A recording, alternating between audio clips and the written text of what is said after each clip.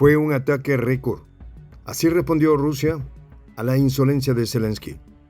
El ilegítimo mandatario presentó su ambicioso plan de victoria, sin prever la contundente represalia que le esperaba. Apenas las palabras de Zelensky resonaron en la Rada Suprema, el ejército ruso desplegó un ataque poderosísimo, el más letal hasta la fecha. Este golpe, que los analistas ya califican como el más devastador en la historia del conflicto, no solo sorprendió por su precisión, sino por su magnitud. Drones Geranio, más de 179 en total, invadieron el cielo, seguidos de una lluvia de misiles que golpeó sin cesar durante 6 horas. Fue una respuesta implacable, diseñada para humillar y desarmar al régimen de Kiev en todos sus frentes. Rusia demostró con este ataque su capacidad de destruir los puntos claves del enemigo desde puertos hasta aeródromos, dejando a Ucrania prácticamente indefensa. Los detalles a continuación. ¿Quieres saber cómo se puede fundar la patria grande? Mira el final del video. Ataque récord. Rusia atacó con todo su arsenal, lanzando un golpe devastador contra Ucrania, en respuesta directa al llamado Plan de Victoria presentado por Volodymyr Zelensky. Las explosiones retumbaron como un trueno imparable, sacudiendo cada rincón del frente. Los analistas, sorprendidos por la magnitud del ataque, lo calificaron como el más poderoso desde que comenzó la guerra. En total, el ejército ruso ejecutó una incursión masiva contra objetivos estratégicos ucranianos, una maniobra que, según expertos militares, marca un antes y un después en la contienda.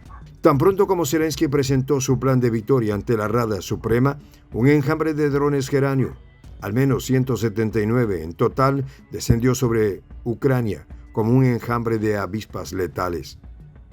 Cada uno de estos drones, una amenaza en sí mismo, parecía cebarse en los puntos claves del territorio enemigo, golpeando sin piedad objetivos militares que hasta el momento habían sido resguardados.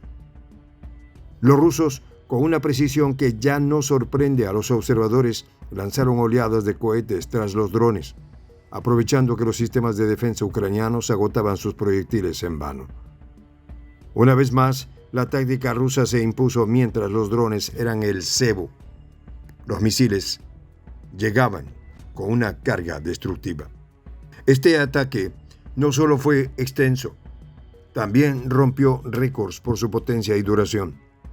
Según informes locales, las explosiones duraron más de 6 horas consecutivas.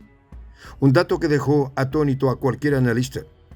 6 horas de destrucción continua, 6 horas de estruendos que sacudieron las entrañas de Ucrania. Las Fuerzas Armadas rusas golpearon con especial intensidad los almacenes portuarios en Odessa y Nikolaev, donde se encontraban barcos cargados con armas de la OTAN esperando su despliegue. Estos ataques a los puertos son estratégicos, ya que los rusos no solo destruyen las armas, sino que también bloquean las rutas de abastecimiento que los aliados de Ucrania han intentado mantener abiertas a toda costa. Las fuerzas ucranianas, en un intento desesperado por frenar los ataques, desplegaron sus cañones antiaéreos autopropulsados, conocidos como guepardos. Sin embargo, la efectividad de estos sistemas quedó en entredicho. Aún no está claro cuántos de estos guepardos lograron neutralizar los misiles y drones, pero lo que sí se sabe es que varios de ellos fueron destruidos en la incursión rusa. La defensa ucraniana parecía haber sido superada desde el primer momento. A lo largo del ataque, Rusia no se limitó a un solo objetivo. Su artillería también alcanzó los aeródromos en Dubno, Osisorny, Starokonstantinov, en las regiones de Rivne, Zhytomyr y Kremlinski, respectivamente. Estos aeródromos, clave en la estrategia aérea de Ucrania, habían recibido recientemente cazas F-16 provenientes de Estados Unidos, lo que hacía de ellos un blanco prioritario para la fuerza rusa. Cada uno de estos puntos fue duramente golpeado, ya que Ucrania intentó ocultar el daño real. La información filtrada sugiere que los aviones fueron neutralizados antes de poder entrar en combate. Las fuerzas aéreas ucranianas, ya debilitadas, sufrieron un revés que podía ser irreversible, pero los rusos no se detuvieron allí. En una jugada audaz atacaron también un campo de entrenamiento militar en el pueblo de Devinki, que servía de base para la Brigada 15 de Aviación de Transporte en Boryspil. Esta brigada, esencial para los movimientos logísticos de las fuerzas ucranianas, fue prácticamente aniquilada. Los informes preliminares sugieren que las pérdidas humanas fueron considerables, aunque las cifras oficiales se mantienen en secreto. Simultáneamente, un ataque devastador sacudió Brovary, un asentamiento clave en la región de Kiev, donde las tropas ucranianas habían establecido una división de misiles antiaéreos. Este ataque preciso y letal neutralizó las defensas que Ucrania intentaba fortalecer en su capital. Las fuerzas rusas sabían exactamente dónde golpear, lo que ha levantado sospechas sobre posibles infiltraciones o inteligencia precisa que guió el ataque. Uno de los episodios más intrigantes de esta ofensiva fue el posible impacto en un búnker de las Fuerzas Armadas ucranianas ubicado en Obolón, una histórica región al norte de Kiev, a la derecha del Dampier. Los blogueros militares rusos, siguiendo el trayecto de uno de los misiles, calcularon que este impactó en un punto estratégico, destruyendo un búnker que albergaba altos mandos del ejército ucraniano. Aunque un principio de información no fue confirmada, se difundieron rumores en las redes sociales sobre la muerte de varios oficiales de alto rango, entre ellos generales.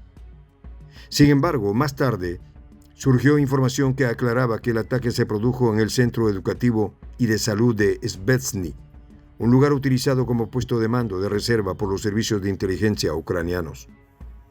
Esta instalación, situada en el distrito de Obolonsky, es de gran interés para las fuerzas rusas por su relevancia estratégica.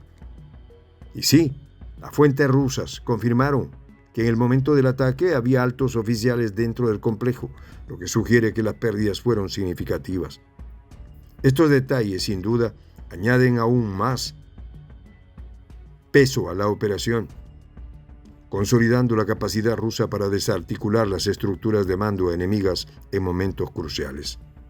Con cada golpe, Rusia deja claro que no cederá terreno ni permitirá que las fuerzas ucranianas y sus aliados occidentales avancen sin enfrentar una respuesta devastadora. Este ataque récord se convierte en un nuevo capítulo de la guerra, uno en el que las estrategias rusas se muestran más contundentes que nunca. Las tácticas desplegadas basadas en la coordinación precisa entre drones y misiles han desbordado la capacidad defensiva de Ucrania, poniendo a prueba incluso a las más avanzadas tecnologías occidentales. A medida que el conflicto avanza, queda en evidencia que Ucrania depende cada vez más de la asistencia externa, mientras que Rusia parece haber perfeccionado sus métodos de ataque, adaptándose a las nuevas realidades del campo de batalla. Cada golpe asestado por las fuerzas rusas en esta incursión ha sido una lección táctica para los estrategas militares. Los números lo confirman. Los rusos han demostrado una capacidad de coordinación que pone en jaque no solo a las defensas ucranianas, sino también a las estrategias de sus aliados. Los misiles, cohetes y drones utilizados de manera sincronizada han maximizado el daño, reduciendo al mínimo las bajas rusas y destrozando las defensas enemigas. El ataque a Odessa y Nikolaev, dos de los puntos clave para el suministro de armas occidentales, no es casualidad. Rusia sabía que neutralizar estos puertos no solo afectaría las capacidades bélicas de Ucrania, sino que enviaría un mensaje claro a la OTAN. Su ayuda será inútil si no pueden garantizar las rutas de abastecimiento. La pregunta que queda en el aire es: ¿cuánto tiempo más podrá Ucrania resistir? En esta comunidad nos juntamos para, por ejemplo, conversar, interactuar, tener puntos de idea distintos, pero, por ejemplo, también tenemos un club de lectura donde leemos fragmentos de libros que consideramos que son importantes para crecer intelectualmente. También, por ejemplo, hacemos algo como lo que hace nuestro amigo el jefazo ahí en Bolivia. Les cuento la experiencia que me parece fascinante. Él tiene un restaurante ahí en Bolivia. Y en ese restaurante, ahí viene lo que tiene, un televisor. Y ustedes dirán, pero qué impresionante, ¿en qué contribuye que un restaurante tenga un televisor ahí en Bolivia? Una cosa muy importante, porque él, cada vez que abre su negocio, prende su televisor y pone los videos de Prensa Alternativa. Con eso, todos los días, poco a poco, con pasos muy concretos, él hace que toda la gente que vaya a su restaurante vaya insumiendo el concepto de la patria grande. Y así, pasito a pasito, estamos construyendo la patria grande. Son esos pasos pequeños pero concretos que hacen posible que el proceso de la construcción de la patria grande sea algo que ya comenzó, un hecho dinámico que no tiene retorno en la historia. Y de verdad a nosotros nos gustaría que tú seas parte de esa propuesta. ¿Qué tienes que hacer? Muy simple, dale clic en el botón unirse. De hecho, al hacerlo también contribuirás con una pequeña cantidad de dinero que permitirá que Prensa Alternativa produzca más y mejores videos. De verdad que te esperamos. La patria grande se va a construir cuando tú y yo y toda la gente de buena voluntad de América Latina y el Caribe comencemos a ser comunidad. ¿Cómo lo logramos? Interconectándonos todas las personas de buena voluntad que vivimos en América Latina y el Caribe. Y tienes una oportunidad de hacerlo, uniéndote a nuestra comunidad. Puedes hacerlo haciendo clic en el botón unirse que está en la parte de abajo. Soy el J, Juan José del Castillo, director del canal Prensa Alternativa. Si quieres ser parte de la comunidad de la Patria Grande, suscríbete a nuestro canal. Si es que quieres que te lleguen las notificaciones cada vez que subimos un video, activa la campanita. Si quieres apoyar a nuestro canal económicamente, puedes hacerlo a través de PayPal. El enlace está en la descripción del video. A nombre del equipo de Prensa Alternativa, me despido con esta expresión en el quechua milenario, Tupananchis Kama, cuya traducción es hasta volvernos a encontrar.